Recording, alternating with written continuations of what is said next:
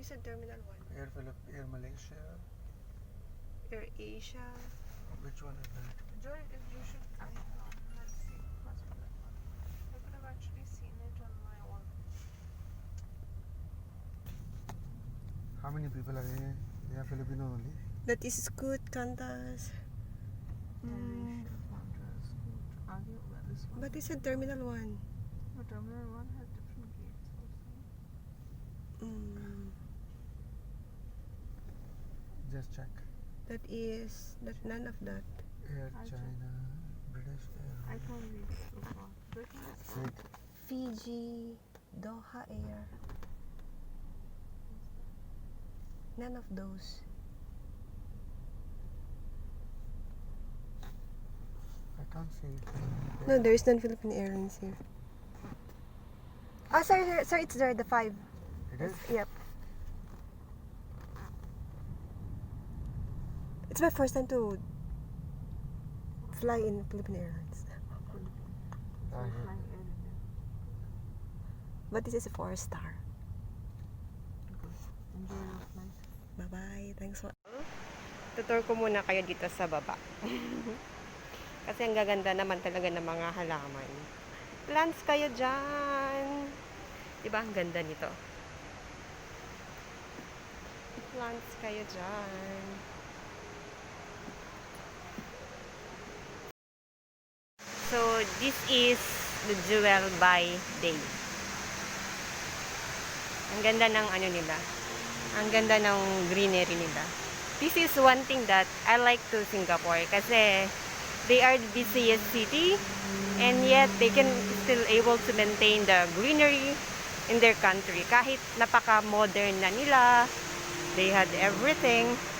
Pero still, ang ganda pa rin ng ano nila. Parang hindi na-abuse yung nature nila kahit sobrang napaka-modern na nila. So, this is the world's tallest indoor waterfalls. Isn't pretty? So, I'll show you how it look like. Ang ganda niya. See? Ka-open lang to last year, guys.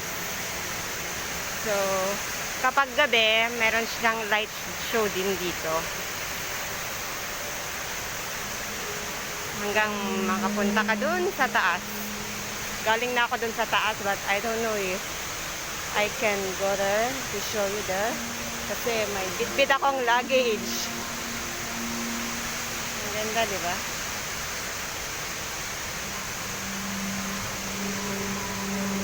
Okay.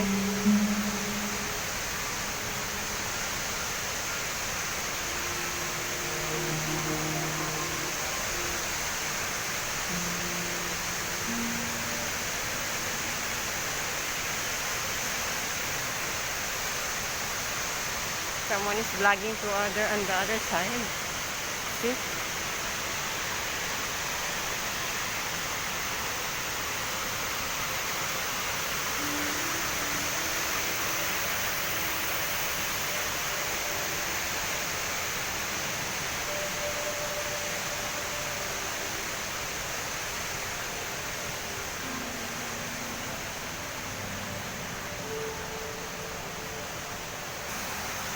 Po muna tayo.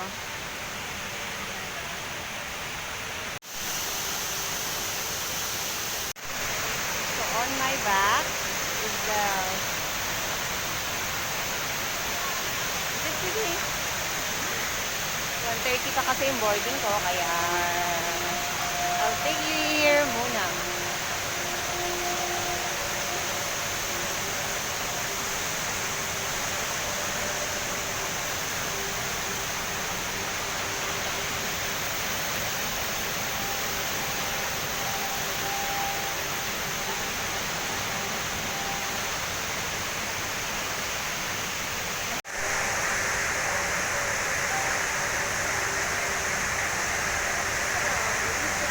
Last video of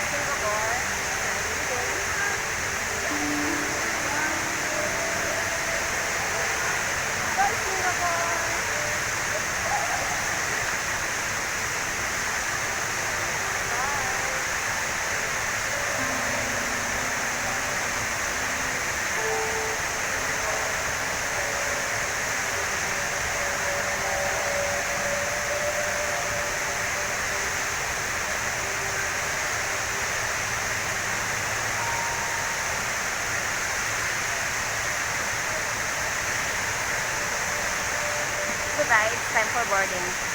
I have to go.